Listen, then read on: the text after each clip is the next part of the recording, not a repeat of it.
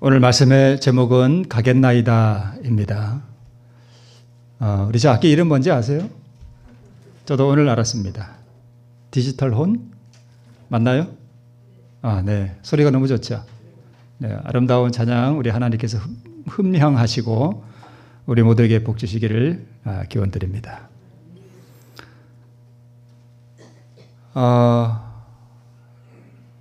우리 말씀의 배경은 우리 본문의 말씀을 통해서 이렇게 아시리라 생각됩니다. 오른쪽 아래 붉은 원이 있는 저곳이 갈대아 우르예요. 저기가 아브라함이 원래 살던 곳입니다. 그래서 아브라함의 아버지 데라가 가솔들을 이끌고 우리 노란색 선을 따라서 쭉 올라가면 뭐가 보이죠? 하란이라는 곳이 보이죠? 저기 가서 일단 머물렀습니다. 창세기 12장을 보면 아브라함이 75세가 되었을 때 저기 하란에서 한번 다시 부르셔요. 그래서 다시 어디로 내려오는가 하면 왼쪽 아래 파란 원이 있죠. 저기가 가나안 땅이에요. 이스라엘 나라가 사는 저리로 이제 다시 부름을 받아서 내려오게 됩니다. 그러니까 2단계로 내려와야 가나안으로 오게 됩니다. 그런데 이제 아브라함이 이제 독생자 이삭을 몇 세에 낳았죠? 네. 또 막상 몇 세라고 물으면 또 몇 살이더라? 99세인가? 100살인가? 좀 헷갈리기도 합니다. 저도 순간 약간 100세든가? 100세 맞죠? 네, 100세에 이삭이라는 아들을 낳았습니다. 이 아들이 20살쯤 됐을 때 모리아산에서 하나님께서 번제로 드리라는 명령이 있었죠. 그러고 나서 다시 20년의 세월이 흐른 다음에 이제 이 이삭이 몇 살가 됐나 하면 40세가 됐어요. 40세가 됐는데 아직도 싱글이에요. 그래서 아브라함이 아들을 위해서 뭘 구해줘야 되겠다. 배필을 구해줘야 되겠다. 그래서 자기가 사랑하는 종 엘리에셀을 어디로 보내는가 하면 다시 저기 하란으로 보내요. 저기가 다 메소포타미아 지역이에요. 그래서 성경에 보면 메소포타미아라고 나오죠. 그 오른쪽 아래 가운데 보면 메소포타미아라고 크게 써져 있죠. 하란도 다 그 지역입니다. 그래서 저기에 가서 누구를 구해오는가 하면 신부를 구해와요. 네, 오늘 지도를 이래 보니까 좀 이해가 더 잘 되시죠? 네.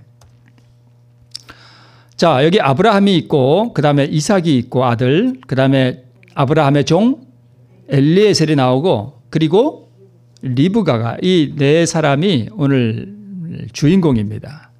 이거 잠깐 언제 한번 제가 언급해 드린 적이 있는데, 이게 상징이에요. 우리가 어떻게 그리스도의 신부가 되고 우리가 어떻게 구원을 얻느냐 하는 것을 보여주는 하나의 그림이기도 해요. 그래서 아브라함은 누구를 상징하고요?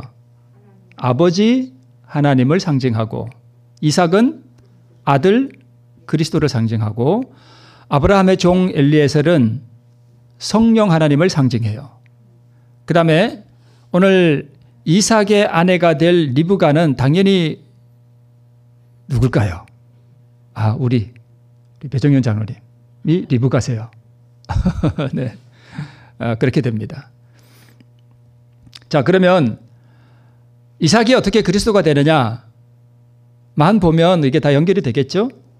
이삭은 아버지 아브라함의 뭐였습니까? 독생자였죠. 예수님은요? 아버지 하나님의 독생자였습니다. 그 다음에 이삭은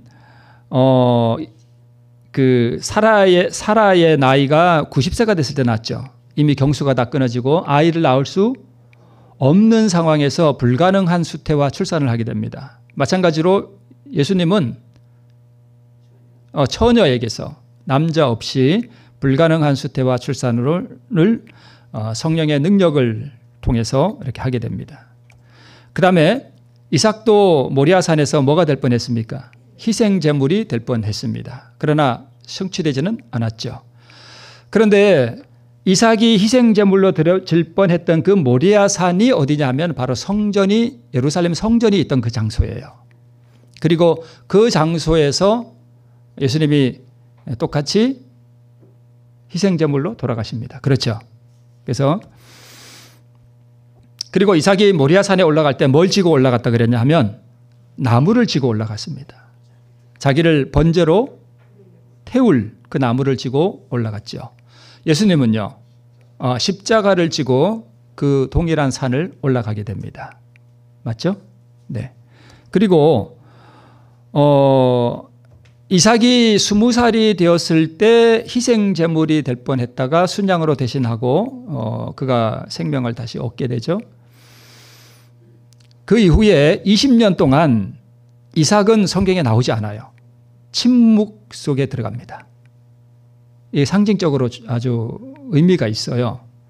마찬가지로 예수님도 AD 31년에 십자가에 돌아가시고 난 다음에 승천하시고 난 다음에 지금까지 몇 년 동안 2000년 동안 이삭은 몇 년 동안 20년 동안 예수님은 2000년 동안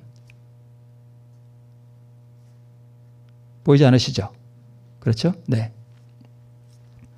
자, 그 다음에 이삭은 그렇게 20년 동안 보이지 않다가 언제 갑자기 등장하는가 하면 뭐와 관련해서? 혼인과 관련해서 갑자기 나타납니다. 몇 살 때? 40세가 되었을 때. 예수님은 우리를 데리러 오셔서 우리를 데리고 가셔서 하늘에 가셔서 무슨 잔치를 벌여요? 혼인잔치예요. 그래서 예수님이 재림하시기 전에 바로 예수님은 하늘 예루살렘, 신부된 하늘 예루살렘과 뭐 하는 걸로 나와요? 계시록에 보면 혼인식을 하는 걸로 나옵니다. 혼인식이 마치면 재림하셔서 우리를 데리고 가셔서 어디로 가시는가 하면 혼인 잔치에 참여하게 됩니다. 그래서 이삭이 20년 동안 침묵하다가 혼인과 관련하여 갑자기 등장하는 것처럼 우리 예수님도 2000년 동안 침묵하시다가 혼인 예식과 혼인 잔치를 통해서 다시 한번 우리 눈에 보이게 등장하게 됩니다. 그래서 이삭은 정확하게 누구를 표상하는가 하면 그리스도를 표상해요. 이삭이 그리스도라면 당연히 아브라함은 아버지 하나님을 상징합니다. 자, 엘리에셀이 리브가에게 보냄을 받죠. 그렇죠. 혼인을 위해서. 그렇다면 성령 하나님은 나에게 뭘 받는가 하면 보냄을 받습니다. 예수님께서 뭐라고 말씀하셨는가 하면 내가 가면 또 다른 보혜사를 너에게 뭐하리니? 보내리니 라고 말씀하셨죠. 엘리에셀이 왜 리브가를 만나러 구하러 갔는가 하면, 신부를 구하러 갔는가 하면 아브라함이 그 아들 누구를 위하여? 이삭을 위하여 신부를 얻어주기 위해서 엘리에셀을 리브가에게 보냅니다. 마찬가지로 우리 아버지 하나님은 우리 아들 예수 그리스도를 위하여 그의 신부를 만들기 위해서 우리에게 누구를 보내시는가 하면 성령 하나님을 보내셔요. 창세기 24장에 나와 있는 그 이야기가 오늘 우리 삶 속에서 그대로 재현되는 것입니다. 영적으로. 그죠? 자, 종 엘리에셀이 아브라함의 그 명령을 받고 이제 메소포타미아 그 하란 땅으로 가서 기도하기를 가서 구해오라 그랬는데 어떻게 신부를 구해요? 참 막막하잖아요. 그래서 이런 기도가 나옵니다. 원컨대 오늘날로 순적히 만나게 하사 이제 사람의 성종 사람의 딸들이 물길로 우물에 나오면 내가 우물 곁에 섰다가 한 소녀에게 이르기를 너는 물 항아리로 기울여 나로 물을 좀 마시게 해라. 그러니까 물 좀 달란 얘기예요. 그죠? 하면 그 소녀가 물을 나에게 줄 뿐만 아니라 누구에게도 물을 주면, 약대에게도 물을 주면 그가 하나님이 정하신 이삭의 신부로 알겠습니다. 라고 기도를 하자마자 누가 와요? 리브가가 옵니다. 당연히 물을 좀 달라 했겠죠? 그랬더니까 이 리브가가 이 엘리에셀에게 물을 줄 뿐만 아니라 내가 약대에게도 물을 떠다 주겠습니다 하고 우물에 내려가서 물을 떠다가 올라옵니다. 저 지방의 우물은 우리 한국의 우물하고 달라요. 우리는 두레박으로 뜨잖아요. 근데 저 우물은 이렇게 큰 웅덩이 같이 이렇게 그런 우물이라서 계단을 타고 이렇게 내려가요. 내려가서 저 아래서 물을 떠서 계단으로 이렇게 올라오게 되어 있습니다. 네, 그런 우물입니다. 그래서 창세기 24장 16절에 그가 우물에 내려가서 그 물 항아리에 채워가지고 올라왔다 이렇게 되어 있습니다. 자, 아름다운 성품이 보이죠. 그렇죠. 이삭의 신부될 아내의 아름다운 성품이 그대로 지금 드러나고 있습니다.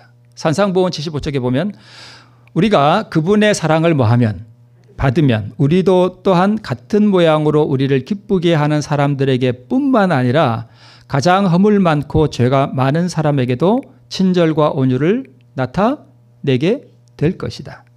하나님의 자녀들은 그분의 품성에 참여하는 자들이다. 우리가 하나님의 가족이라는 것을 입증하는 것은 계급도 혈통도 국적도 종교적 특권도 아니다. 그것은 사랑, 곧 온 인류를 품에 안는 사랑이다. 그러니까 내가 지금 하나님의 자녀인가 아닌가를 알아보려면 내 안에 뭐가 있는가로 보면 될까요? 사랑이 있는가? 사랑이 있는가? 사랑이 있으면 이렇게 돼요. 실수하고 잘못하고 나에게 험하게 하는 사람을 보면 이런 게 아니라 불쌍해 보여요. 그 사람 보면 슬퍼지고 애통이 일어나고 그 사람을 위해 기도하게 되고 그게 사랑이에요.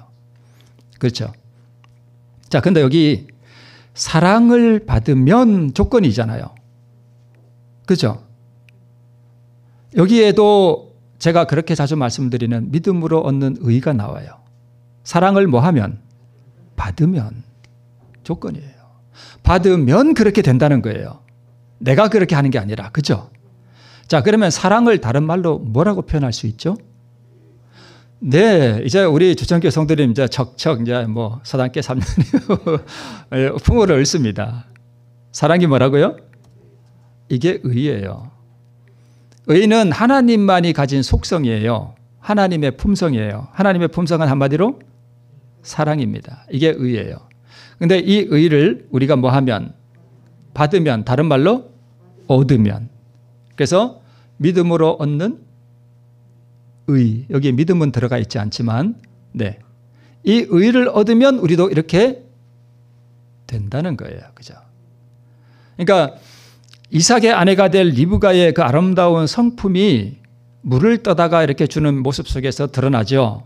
마찬가지로 우리도 그리스도의 의를 우리가 받고 그 의를 얻으면 내가 나한테 잘하는 사람한테는 악인도 다 잘할 수 있어요. 그죠? 근데 나에게 잘못하고 나에게 실수하고 나의 가슴에 못을 박는 사람도 이 의를 받으면 뭐 할 수 있다? 사랑할 수 있다는 거예요. 진심으로. 정말 뜨겁게 사랑할 수 있다는 거예요. 의를 받으면. 그러면 나에게 잘못하고 나의 가슴에 큰 못을 박는 사람이 미워서 이걸 밤잠을 못 자겠다. 그러면 뭐가 없는 거예요? 의가 없는 거예요.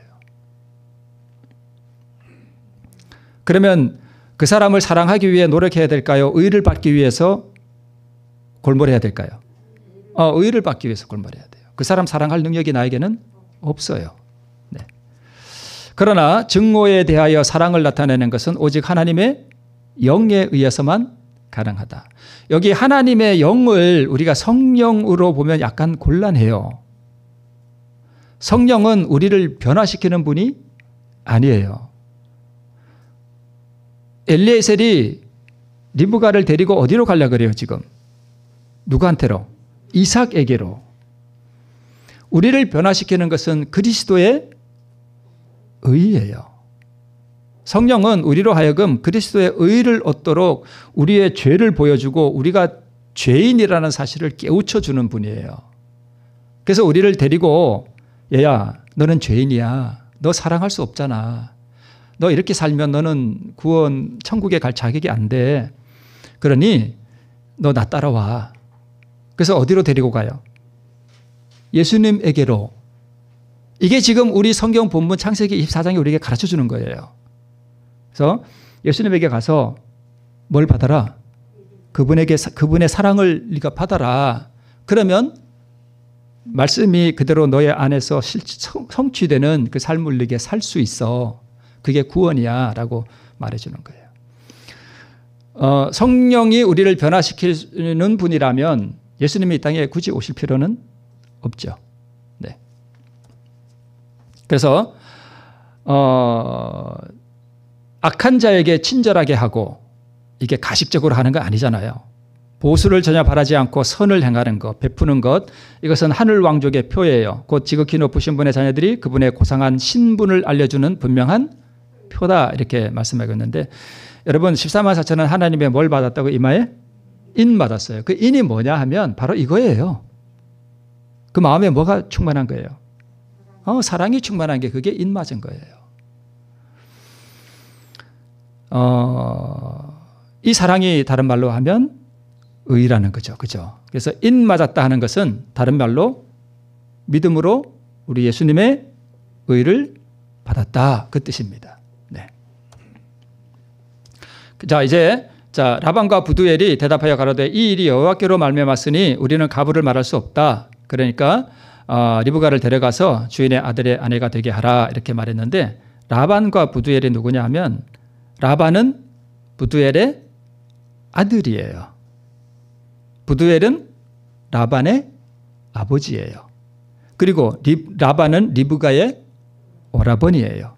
그러니까 부두엘이 아들 하나 딸 하나 있다는 얘기죠.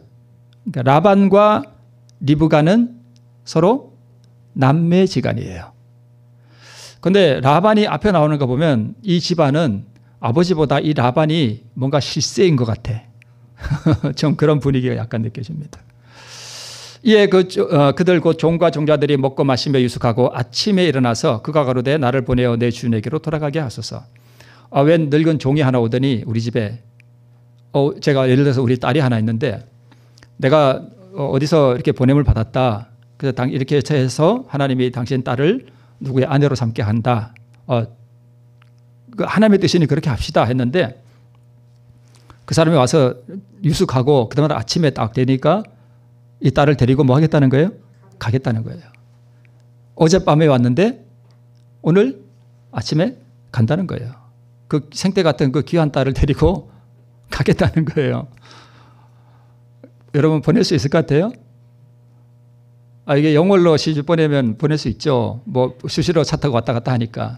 근데 아까 그 지도 보셨죠? 거기에 약대 타고 얼마나 걸릴 것 같아요? 두 번 다시 못 와요. 그러니까 영영 이별하는 그 딸을 어떻게 보내겠습니까? 그죠? 네. 자, 그런데 여러분 보세요. 이에 그들 곧 종과 종자들이 먹고 마시고 유숙하고 아침에 일어나서 뭐 하겠대요? 가겠대요. 여기에 종은 엘리에셀이죠. 성령 하나님이죠. 그러면 엘리에셀을 따르는 또 종이 있어요. 이 종자들이 누굴까요? 답이 나와 있는데, 그죠? 천사들이에요. 천사들이 우리의 구원에 얼마나 중요한 역할을 하는지 여러분 우리는 잘 모르시죠? 여기 보면 이렇게 되어 있습니다. 하늘 천사들의 최대의 기쁨은 하나님을 향하는 영혼들 위해 그들의 사랑의 방패를 펼치는 것이다. 천사들이 이거 너무 기뻐한대요. 사단은 빛과 증거를 가진 모든 영혼을 붙잡아두기 위해 결정적인 투쟁을 벌인다. 우리 안에 미움을 넣어주고, 그죠? 악한 생각을 넣어주고 어두운 그림자를 던지기 위해서 필사적으로 노력하는데, 만약 천사들의 이러한 활동이 없다면 우리는 아마 하루도 못 살걸요. 네. 그러니까 우리가 잘 알듯이 우리에게는 우리를 지켜주고 보호해주는 어떤 천사가 있다 그래요? 수호 천사가 우리에게 다 배정되어 있습니다. 그리고 우리에게는 또 하나의 천사가 있는데 수시로 하늘에 올라가서 우리의 모든 것들을 보고하는 그런 천사가 또 있다고 그러죠. 그의 사납고 조금도 수그러들지 않는 욕망은 할 수 있는 대로 모든 영혼을 못 시키는 거예요. 파멸시키는 거예요. 마귀가. 그대는 그의 깃발 아래 서기로 하겠는가? 천사들은 굳게 서서 사단이 승리하지 못하게 해야겠다고 결심한다. 그리스도께서 위하여 죽으신 영혼들에 대한 그들의 깊고도 열렬한 사랑은 측량할 길이 없다. 와, 예수님의 사랑은 정말 우주 같은 사랑이죠. 그런데 천사의 사랑도 어떻대요? 그에 미치지는 못하겠지만 측량할 길이 없대요. 천사가 우리를 얼마나 사랑하는지, 우리를 너무나 사랑하기 때문에 그 사랑의 방패를 펼쳐서 사단의 어떤 공격과 위험으로부터 우리를 이렇게 보호해 주는 데서 이 천사들은 최고의 기쁨을 느낀다는 것입니다. 그러니까 하나님께서 우리를 그렇게 천국으로 인도하기 위해서 아브라함이 종과 종자들을 보낸 것처럼 우리 아버지 하나님께서는 우리를 위하여 성령과 천사들을 우리에게 보내셔서 우리를 천국으로 인도하기 위해서 열렬한 수고를 하시는 것으로 보입니다. 그러나 이 천사들이 이렇게 수고하고 성령께서 우리에게 역사하시지만 자신들의 소원 성취에 급급한 나머지 그러한 역사를 분별하지 못하고 자기의 뜻대로 행하는 사람들이 많다는 것입니다. 그래서 리브가의 오라비와 그 어미가 가로되 소녀로 며칠을 적어도 열흘을 우리와 함께 있게 하라. 그 후에 그가 갈 것이라 이렇게 말했지만 엘리에셀이 그렇게 합시다 이게 아니라 안 된다는 거예요.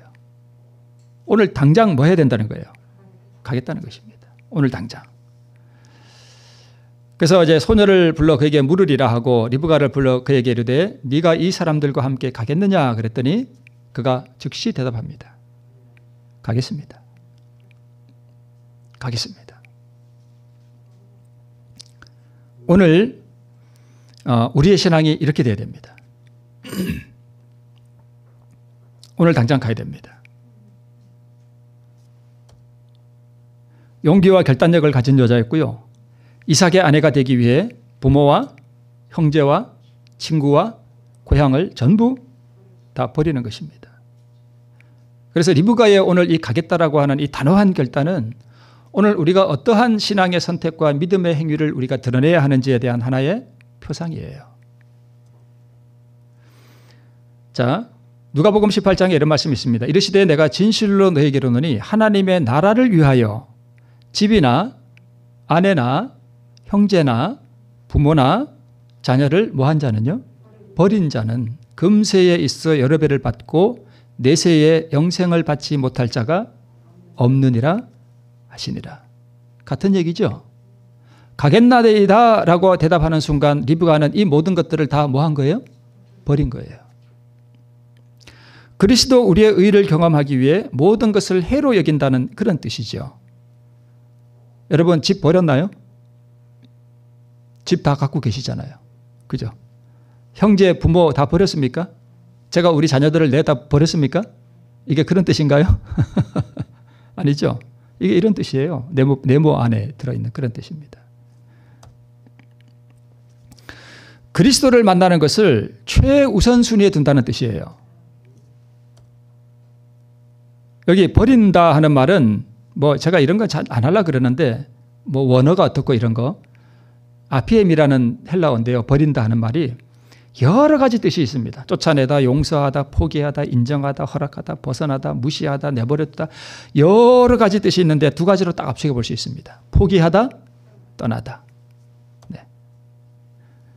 여호와께서 아브라함에게 이르시되 너는 너의 본토 친척 아비 집을 뭐해?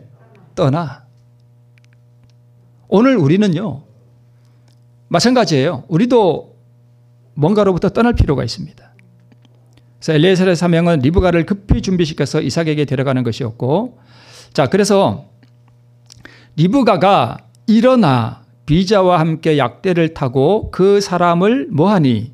따라가니 종이 리브가를 데리고 가니라 하는 이 짧은 구절 속에 일어나 하는 것은 성령의 역사에 따르기로 결심하는 우리의 어떤 모습이 여기 들어가야 한다는 것을 여기 알려주고 있습니다. 그렇죠? 일어나. 그 사람을 따라가니라고 하는 것은 우리가 성령의 역사와 호소를 따라서 우리가 반응하며 살아가는 삶을 지금 보여주는 거예요. 그렇죠? 그렇게 할 때에 성령이 우리를 데리고 가시는 거예요. 인간 편에서의 단호한 결단, 성령의 음성에 굴복하고 복종하는 삶을 살기로 선택하고 그렇게 행할 때에 성령께서 우리를 데리고 어디로 가셔요? 예수님께로. 그래서 이 말씀 속에는 바로 그러한 삼위 하나님과 우리와의 관계가 정확하게 드러나는 것입니다. 그래서 성령의 사역은 나를 급히 준비시켜서 그리스도에게 데려가는 것입니다. 우리 선지자가 나는 아합의 시대로 돌아가 보게 되었다 하는 이러한 말씀이 있는데 이세벨은 아합에게 하나님께서 미칠 수 있는 영향보다 더 큰 영향을 미칠 수 있었다 이렇게 되고 있습니다. 기록하고 있습니다. 자, 아합은 멸망한 게 누구 때문에 멸망했는가 하면 그의 아내 때문에 결국 멸망하고 맙니다. 아내를 잘못 얻었어요. 아합은 이세벨을 뭐 해야 했을까요? 버려야 했습니다. 단호하게 버려야 했어요. 그런데 아합은 자기 아내를 버리지 못했습니다. 만약 그가 이세벨이 우상을 숭배하는 것을 알았을 때 어떤 그러한 부부 간의 관계일지라도 하나님 말씀 앞에서 단호하게 이 아내와 혼인을 끝내버리고 쫓아버리고 그러한 단호한 행동을 취했다면 아합은 구원받았을 거예요. 그리고 이스라엘 나라가 우상 숭배에 빠지지 않았을 것입니다. 바로 이런 뜻입니다. 나는 가겠나이다라고 하는 뜻은 바로 이런 여러 가지를 다 말하는 것입니다. 아합에게 성령께서 역사 안 하셨을까요? 역사했어요. 그러나 성령의 감화보다 이세벨의 감화가 더 컸습니다. 그의 아내를 버리지 않았기 때문입니다. 남방 유다의 또 왕이었던 지금 들어서 이렇게 던지는 사람은 남방 유다의 아사 왕이에요. 이 아사 왕이 모든 우상들을 다 파괴시켜버리고 하는 그러한 단호한 조치들을 취했습니다. 그런데 이 아사 왕의 어머니가 아세라에 가증한 우상을 만들었으므로 이 왕이 자기 어머니의 태후의 위를 뭐 해버렸습니까? 폐해버렸습니다. 이게 바로 버린다는 뜻이에요. 자기 어머니라 할지라도 우상을 만드는 그 어머니의 그 직분을 폐위시켜버렸습니다. 이러한 단호한 조치가 있었기 때문에 이것이 오늘 리브가가 나는 내 부모와 형제와 고향과 친척과 모든 익숙한 것들을 다 버리고 낯선 땅으로 가겠다라고 하는 단호한 결단이 다 이런 것에 포함되어 있는 것입니다. 제가 이 책을 전에도 좀 언급한 적이 있는데 제가 바라기는 이 짐 혼보가라는 우리 재림교회 미국 장로님이신데 우리 재림교회 이분이 이제 하나님께 피하라 하는 이 책을 쓰신 분이에요. 근데 이 책을 저는 우리 모든 성도들이 이 책을 좀 구해다가 다 한번 좀 숙독을 했으면 좋겠다는 생각이 듭니다. 이분이 쓴 이 책이 저는 이분이 이 책 안에 뭐 믿음으로 얻는 의가 어떻고 뭐 의가 어떻고 순종이 어떻고 이런 거 안 썼어요. 신학적인 뭐 용어들 이런 거 하나도 없어요. 근데 여기 있는 책의 모든 내용이 다 뭐냐 하면 자아굴복, 믿음으로 얻는 의 다 이런 거예요. 이분이 이 책에다 뭐 자아굴복이니 이런 거 하나도 안 썼습니다. 근데 이분이 쓴 책 이 가운데 모든 것들이 다 그거예요. 그래서 저는 이 책을 보면서 이분이야말로 진짜 믿음으로 얻는 의가 무엇인지 경험적으로 아는 분이라고 생각이 돼요. 그래서 이분 책들을 여러분 참 한번 숙독을 했으면 좋겠다는 생각이 듭니다. 이 책에 이런 내용이 나옵니다. 이분이 우리 재림교회 미국 재림교회에 죄송합니다. 캐나다였는지 미국이었는지 지금 잠깐 헷갈리는데 혈통은 독일인 사람이에요. 자, 그러나 독일인 제가 이 책에 있는 내용을 제가 이 줄 친 거는 제가 쳤던 거예요. 제가 읽고 했던 건데 제가 이걸 사진을 찍어 가지고 제가 직접 이렇게 올린 것입니다. 보세요. 그러나 독일인 혈통을 가진 고집불통인 내가 보기에도 내 그리스도인 생활은 어딘가 문제가 있어 보였다. 교회에서는 죄를 이기는 방법을 멋지게 설명하지만 설교도 잘했나 봐요. 집에 오면 아내에게 뭘 지르고요? 소리 지르고 아이들에게 화내고 이래서는 안 된다고 느꼈지만 나의 인간적 뚝심만으로는 도저히 승리를 거둘 수 없었다. 그러니까 저처럼 이렇게 와서 이 장로님은 설교도 하고 이렇게 했는데 뭐 죄를 어떻게 우리가 이길 수 있습니다 하고 멋지게 설교도 잘하는데 집에 가면 아내에게 버르륵 하고 소리 지르고 아내한테도 막 소리 지르고 그러니까 자기가 이게 내 삶에 지금 문제가 많다. 내 신앙이 지금 뭔가 잘못되어 있다는 것은 알았고 또 자기 인간적인 뚝심으로 이걸 안 해보려고 했는데 아내가 바가지를 쌀쌀 긁으면 그냥 그런다는 것입니다. 누구든지 경건하다 하며 자기 혀를 제갈먹이지 아니하고 자기 마음을 속이면 이 사람의 경건은 헛것이라. 이런 말씀을 통해 주님께서 나에게 말씀하기 시작하자 나는 회의에 빠져 고민했다. 내가 무엇을 잘못 깨달았나? 나는 정말 괘씸한 사람인가? 괘씸은 다른 말로 말하면 거듭남이죠. 내가 정말 거듭났는가? 내가 교회에 들어온 것은 기정사실인데 내 속에 그리스도가 계시는가? 라고 하는 이런 고민이 이 장로님의 마음속에 이분이 이 교회 수석 장로였습니다. 그리스도가 정말 내 안에 있는가 하는 이야기는 다른 말로 하면 의가 내 안에 있는가? 뭐 그런 얘기로 똑같겠죠. 있는가? 나는 말씀을 늘 살피지만 말씀이 육신이 되어 우리 중에 거하시는 그 말씀의 품으로 내가 들어갔는가? 생쥐가 과자의 그릇에 들어간다고 과자가 되나? 생각하니 기가 막혔다. 2년 정도 이 문제로 뭐 하던 끝에 저는 좀 우리 재림교인들이 고민을 좀 했으면 좋겠어요. 항상 기뻐하란다 그런다고 이렇게 막 기뻐하는 것도 좋은데 좀 깊이 고민 좀 해봤으면 좋겠어. 아주 깊은 고뇌. 만약 내 신앙에 뭔가 문제가 있다면 좀 이게 식음을 전폐하고라도 내 삶이 왜 이럴까? 뭐가 문제일까? 라고 좀 고민을 했으면 좋겠어요. 여러분 고민을 좀 많이 하셔야 됩니다. 신앙하는 분들은. 고민하던 끝에 주님은 나에게 일단 뒤로 물러서서 내가 믿는 모든 것을 냉철하게 재평가해 보도록 설득하셨다. 이 사람이 짐 홈버거잖아요. 너는 우선 내가 진정으로 거듭났는지를 확인해야 된다라고 하는 하나님의 음성을 이 장로님이 듣게 됩니다. 니고데모처럼 뭐라고요? 아니 거듭났냐고요? 똑같죠? 똑같아 니고데모하고 그죠? 제가 거듭났냐고요? 아니 주님 저는 우리 교회 수석 장로예요. 제가 교회로 인도한 사람이 수두룩한데 저더러 거듭났냐고요? 이 사람이 이제 약간 니고데모처럼 약간 좀 성이 났나 봐요. 그래 오냐 참 우리 예수님 참 신의 성품이란 게 그래요. 이렇게 뭐라고요? 이런 아들한테 그래 오냐 짐 이렇게 부드럽게 말씀하시는 우리 주님의 성품 여기서도 드러나죠. 그렇죠? 아닌 것 같아요? 여러분 표정이 다 이렇게 아닌 것 같은데 이런 표정이신데 진짜 그래요. 좀 믿어보세요 여러분. 믿음을 가지세요 여러분. 오냐짐 내가 아직 몇 가지 모르는 것이 있구나 라고 이렇게 말씀하셨답니다. 좀 내려와서 가운데 신앙의 정통성 즉 교리에 대한 바른 이해는 참된 종교에서 지극히 적은 부분임을 나는 깨달았다. 지금 세상에는 바른 교리를 믿는 그리스도인이 수백만에 달하지만 지금처럼 참된 영성이 땅에 떨어진 시대는 일찍이 없었다.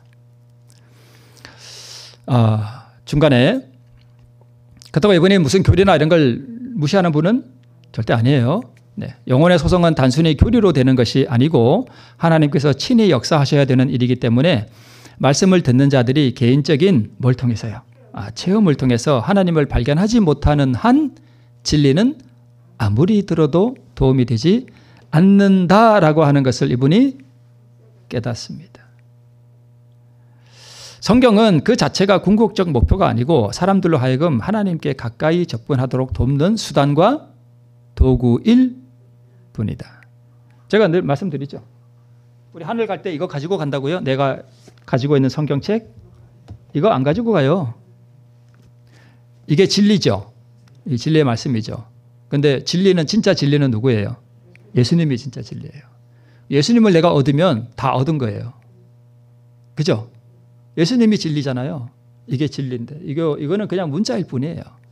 그죠? 이걸 통해서 내가 누구를 얻으라고 예수님을 얻으라고 그냥 이건 수단과 도구일 뿐인 거예요. 우리는 교리를 받아들이고 매주 예배에 참석하면 그것을 안전하게 우리 안에 들어있는 증거로 알고 만족해야 한다. 뭐니 해도 교회 안에 있고 그분의 말씀대로 믿기 때문에 하나님을 찾아 만난 사람들임에 틀림없다고 여긴다. 과연 그럴까? 불행히도 우리는 교회에 입교하여 믿노라고 신앙 고백을 하면 그것이 마치 중생의 경험인 양 착각한다. 모든 사람이 거의 비슷한 수준이기 때문에 우리는 위험을 보지 못하고 좀 더 깊은 경험의 필요를 느끼지 못한다. 이것이 우리 시대의 거의 모든 교회의 형편이다. 미국 교회나 한국 교회나 똑같은 것 같아요. 지식과 신앙 고백과 교회 출석만 잘하면 잘 믿는 것으로 간주하는 이런 헛된 신앙과는 하나님을 우리 일상생활의 중심으로 삼는 대신 일종의 편의물로 간주하게 만든다. 대부분의 교회들은 우리 중에 남아있는 참된 신앙의 마지막 흔적까지 깔아뭉개고 있다. 그들은 하나님과의 산 연결이 없는 구원의 확신과 안위를 제공한다. 신도들은 아기 달래기용 가짜 젖꼭지를 물고 울음을 그친 젖먹이들처럼 가짜를 물고 조용히 지내는 것이다. 제가 이분이 쓴 글을 이렇게 읽으면서, 이거 제가 꽤 오래전에 본 책인데 이렇게 보면서 이분이 오늘날 교회들의 형편과 문제가 무엇인지를 자기의 경험들을 통해서 정확하게 파악하신 분이에요. 제가 저번인가 왜 가짜 젖꼭지 물리는 거 그림 하나 제가 보여드렸죠. 네. 그와 동시에 나는 모든 교회의 신자들이 잊혀진 진리를 되찾게 되기를 바란다. 즉 하나님이 품성을 지닌 존재이시며 모든 사람이 알고 경험할 수 있는 분이라는 사실을 깨닫기를 열망한다. 하나님과 영혼 간에 이루어지는 교제는 참된 그리스도인 경험의 맥박이다. 날마다 시간마다 순간마다 하나님은 우리를 지도하시고 우리에게 능력을 주시며 우리의 생명이 그리스도와 함께 하나님 안에 감추어짐으로써 하나님이 만인의 주로서 만인 속에서 우리 각자를 감화시킨다. 나는 이 경험의 부재를 절실히 느끼고 뭐 했대요? 괴로워했대요. 이런 경험이 우리에게 좀 필요해요. 그러니까 내 신앙이 진짜 구원을 얻은 신앙인가? 내 신앙이 진짜 하나님의 어떤 교제와 감화를 체험하면서 살아가는 삶인가에 대한 고민이 없이 살아가는 게 화이트 부인이 말씀한 우리 교회 이 교회 문이 돌적이에서 이렇게 왔다 갔다 하면서 하는 것처럼 그냥 교회만 드나들 뿐인 그런 교회인들에 대해서 우리 말씀하셨잖아요. 뭐 없이요. 이런 고민 없이. 내가 완전히 깨닫지는 못했지만 내 심령 깊은 곳에서부터 그런 경험을 뭐 했대요? 갈망했대요. 이 갈망은 하나님께서 심어주신 것이었다. 하나님이 주신 갈망이 필요해요. 그 그림도 혹시 기억나시나요? 그 어떤 혈류병 앓던 여자가 예수님 옷자락을 만지려고 하는 그거 갈망. 믿음, 소망, 사랑. 소망이 뭐예요? 갈망이죠. 소망. 하나님은 나에게 그 경험을 주고 싶어 하셨다. 그러나 그러기 위해서는 먼저 내 생활에 몇 가지 중요한 변화가 일어나야 할 것을 그분은 아셨다. 하나님은 내가 교회의 틀이나 교만과 뻔뻔스러운 허세와 자기 선전에 물든 세속화된 종교 속에서는 결코 당신을 발견하지 못할 것을 아셨다. 그래서 그분은 예수께서 제자들에게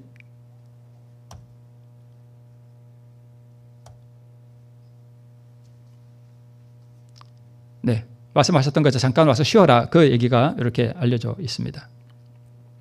그분은 나에게 이 경험으로 들어가는 초보적 요령을 알려주셨다. 첫째, 나는 내 마음을 사로잡으려 하시는 하나님의 영광스러운 구애에 반응을 나타내라. 이 구애를 누가 하실까요? 엘리에셀.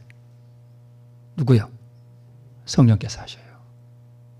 여기에 우리가 뭘 나타내야 돼요? 반응을 나타내야 돼요. 반응을 나타내고 그분을 찾으려는 뭘 해야 돼요? 결심을 굳혀야 했다. 리브가가 가겠나이다 라고 하는 그 음성 속에는 가겠다라고 하는 자기 결심이 들어있잖아요. 가겠습니다. 이게 내 결심 아니에요. 그때 하나님은 이렇게 말씀하셨다. 짐, 너는 시간표를 정비하고 무한정 추구하던 내 사업을 축소하고 생활을 간소화해야 한다. 그래야 너희는 가만히 있어 내가 하나님을 알지어다라는 말씀의 뜻을 알게 될 것이다. 뭘 구체했다고요? 결심을 구체했습니다. 이게 가겠나이다예요. 너는 너의 본토 친척 아비집을 떠나라. 여러분, 만약 내 삶을 가만히 돌아볼 때 내가 하나님의 그 능력을 경험하고 그분의 사랑이 내 안에 충만해서 내 안에서 사랑이 흘러나가는 그러한 하늘의 충만한 은혜의 경험을 하는 것에 내 삶의 모든 우선순위를 두고 그것을 구하는 것에 집중하지 않고 다른 어떤 것이 그것보다 더 강하고 그것을 위해 내가 살아간다면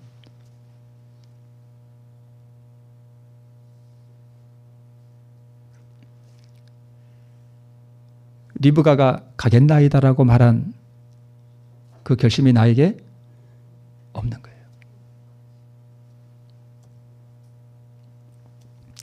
그러나 우리는 하나님께 전적으로 헌신하는 일에 지장을 주는 것이면 무엇이든지 차단해버리기로 결심한 터였다.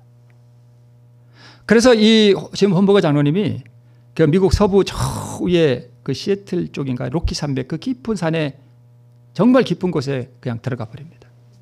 거기서 하나님을 만나요. 하나님을 만나기 위해서 우리도 뭐 강원도 태백 어디 골짜기로 다 들어가야 되는 것은 아니죠. 이건 그분만의 방법이에요.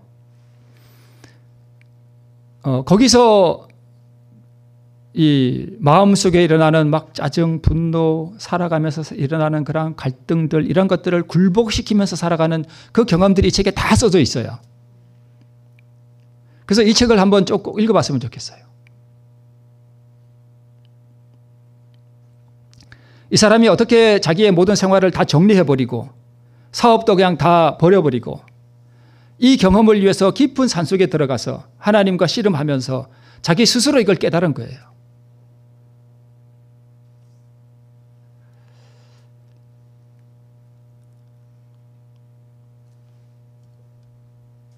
신령한 능력을 의지할 때 평강이 이르러온다. 주신 빛에 따라 영혼이 행동하기로 결심하는 일이 빨리 일어나는 만큼 성령께서 더욱 많은 빛과 능력을 주신다. 성령의 은혜는 영혼의 결심과 협력하기 위해 공급된다. 이렇게 기록하고 있는데 종려 계단에 우리의 결심은 뭐와 같대요? 썩은 새끼와 같지만 이 썩은 새끼와 같은 이 결심이 성령의 능력과 결합되면 전능한 것이 된다 그랬습니다. 그러니까 성령께서는 우리를 데려가실 때 우리가 결심하지 않으면 우리를 데려가실 수가 없어요. 그래서 만약 내 삶이 진짜 무슨 농사를 하고 돈을 벌고 하는 일에 너무 몰두해 있다면 그거 뭐 해야 될까요? 버려야 됩니다. 그거 버려야 돼요. 다 버리라는 게 아니라 축소시켜야 됩니다. 그게 내 삶을 짓누르고 있다면 그거 축소시켜야 돼요. 제가 좀 매정한 것 같죠? 지는 농사 안 하니까 그렇지. 네가 농사해봐라. 그게 쉬운가? 이럴 수도 있어요. 그죠? 제가 다 이해해요. 제가 목회 그만두고 빵 장사를 하려고 그러는데 그때 그 마음속에 그 부담, 그 가게를 계약을 했는데 가게 계약을 했는데 이렇게 이제 그 파티션을 나누기까지 했어요. 물론 안 하기는 했지만 그때 유대견 목사님이 오셔서 그것까지 다 이렇게 봐주시고 그랬었는데 그때 언제 한번 말씀드렸죠. 우리 성도들이 이렇게 사는구나. 살기 위해서 이런 부담을 가지고 살아가는구나. 제가 진짜 많이 느꼈습니다. 여러분 조금은 알아요. 여러분 어떻게 사시는지. 근데 농사를 축소시켜야 된다고? 너희가 어느 때까지 두 사이에서 뭐뭇 하려느냐. 여러분 유대 총독 벨릭스라는 사람이 있었거든요. 유대 총독이었고요. 유대 여자 드루실라와 결혼했고요. 유대 종교를 자기에서 잘 알고 있었고 그래서 바울이 예루살렘에서 이렇게 복음을 전하니까 유대인들이 핍박하고 이제 죽이려 한다는 소문을 듣고 천부장이 어디로 보냈는가 하면 저기 가이사랴 보이죠? 위에 저리로 보냈어요. 저 가이사랴 벨릭스 총독이 있었습니다. 그래서 가이사랴에 갔을 때 벨릭스 총독 앞에서 의와 절제와 장차올 심판을 이야기했어요. 그랬더니까 벨릭스가 두려워 떨었습니다. 하나님이 주신 절호의 구원의 기회였습니다. 누구에게요? 벨릭스 총독에게. 이 벨릭스 총독 한 영혼을 구원하기 위해서 하나님께서 바울을 가이사라로 보냈습니다. 그리고 의와 절제와 심판을 설교했습니다. 두려워했습니다. 그런데 벨릭스가 뭐라 그랬게요? 네, 시방은 가라. 지금 이 그림은 바울이 벨릭스 앞에서 지금 설교하는 장면에 누가 그린 거예요. 저 옆에 앉아있는 여자가 유대 여자예요. 두루실라예요. 그러니까 아내가 유대 여자니까 이 벨릭스는 유대 종교가 어떤지 잘 알고 있었습니다. 시방은 가라. 지금은 가라 이거예요. 내 조금 틈이 있으면 너 부르겠다 이랬습니다. 그런데 여기 이렇게 이루어져 있습니다. 한 줄기 하늘의 빛이 벨릭스에게 비치도록 하나님께서 뭐 해주신 거예요? 허락해 주셨습니다. 틈이 있으면 너를 부르리라. 시방은 가라 그랬습니다. 그러나 그에게 제공된 최후의 은혜를 그는 멸시했습니다. 그는 하나님께로부터 오는 다른 부르심을 결코 받을 수 없었습니다. 왜요? 어제 와서 오늘 가겠다라고 하는데 벨릭스는 며칠 있다 가겠다고 한 거예요. 제가 한 열흘 있다 가지요. 그런 거죠. 이해하시겠습니까? 한 열흘 있다 가죠. 시방은 가세요. 근데 제가 좀 있다 가겠습니다. 그는 구원을 영원히 잃어버렸습니다. 오늘 우리는 결단해야 됩니다. 천국은 마치 아들을 위하여 혼인잔치를 베푼 어떤 임금과 같으니 잔치에 오라 했더니 오라 할 때 예, 제가 가겠습니다 라고 해야 되는데 그 말을 안 했습니다. 그렇죠? 가겠습니다 안 했습니다.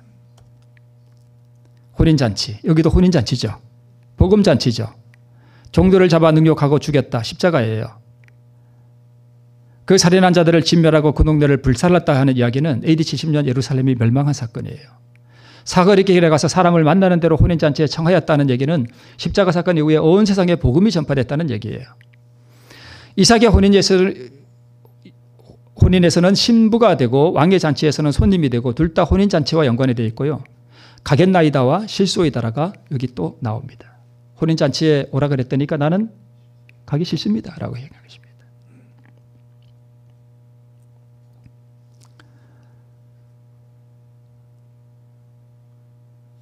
너희는 먼저 그의 나라와 그의 의를 구하라. 아니 목사님은 농사 안 하니까 그렇지요. 어떻게 그걸 축소하라고 말씀하실 수 있나요? 목사니까 얘기하지 누가 하겠어요. 그냥 다 축소하라는 뜻이 아니라 만약 내가 농사에 짓눌려 있다면 그렇게 하시라는 말씀이에요. 네. 너희는 먼저 그의 나라와 그의 의를 구하라. 그의 나라가 어떻게 이루어지죠? 나라가 이루어지려면 세 가지가 있어야 돼요. 왕이 있어야 되고, 즉 통치권이 있어야 되고, 주권이 있어야 되고, 또 하나는요, 백성이 있어야 되고, 또 하나는 영토가 있어야 돼요. 그래야 나라가 돼요. 이 세 가지가 꼭 있어야 됩니다. 자, 내 마음의 나라가 이루어지기 위해서는 내 마음을 다스리는 누가 있어야 되고요? 통치자가 있어야 되고, 또 내가 있어야 되고, 영토는요, 내 마음이 영토예요. 사단의 나라는요, 내 마음을 누가 다스려요? 사단이 다스리는 거죠. 하나님의 나라는요, 내 마음을 그리스도가 다스리는 거죠. 그래서 볼지어다 내가 문 밖에 서서 두드리노니 누구든지 내 음성을 듣고 문을 열면, 문을 연다는 게 무슨 뜻이에요? 제가 늘 말씀드려서 식상하지는 않죠. 문을 연다는 게 무슨 뜻이에요? 자아폭이에요.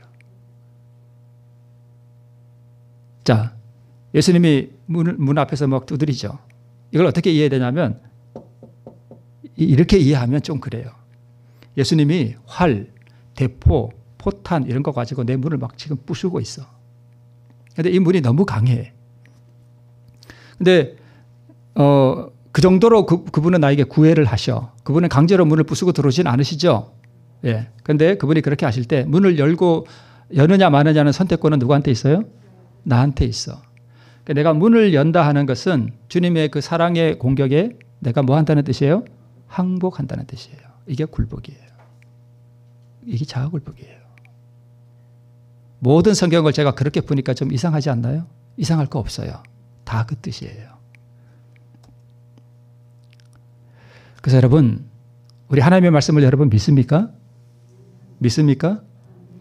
내가 농사를 좀 축소하고 만약 그것이 나를 짓누른다면 그것을 좀 축소하고 내가 그의 나라와 그의 나라가 내 안에 이루어지고 그분의 의를 구하는 일에 내가 정말 전적으로 그것을 추구하면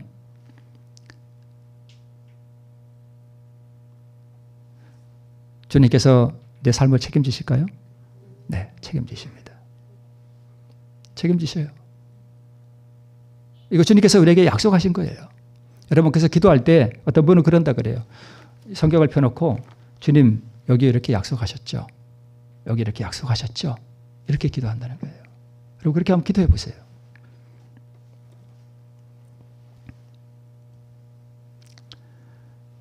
무엇을 먹을까 무엇을 입을까는 누가 구하는 거라고요? 이방인들이 구하는 거래요. 그러나 우리가 그의 나라와 그의 의를 구하는 것에 올인하면 이 모든 것을 우리에게 더해 주신대요.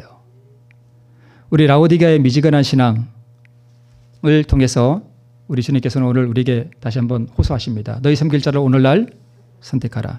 가겠나이다라고 고백하라. 그의 나라와 그의 의를 잇는 일에 생명을 걸라. 부모나 형제나 집이나 땅이나 먹고 사는 일에 우선하면 우리는 어디로 들어가요? 멸망으로 들어가요. 그것이 믿음이 없는 거예요. 제가 좀 냉혹한 듯이 여러분에게 말씀을 드렸지만 여러분 먹고 사는 일이 우선되면 그거 먹고 죽습니다. 맞나요? 맞아요. 땅에서 나는 거 그거 먹고 살기 위해서 거기에 더 우선순위를 두면 그 땅에서 나는 거 그거 먹고 죽습니다. 그러나 영원한 생명이 뭐죠? 이제 한번 툭툭 나와야 되는데 의는 사랑이고 또요 하나님의 빛이고 또 생명이고 무슨 생명요? 영원한 생명. 누구와 같은 생명? 예수님의 생명과 같은 생명. 우리가 왜 땅에서 나는 거 먹으려고 그러죠? 살라고. 근데 그거 먹어봐야 죽어요.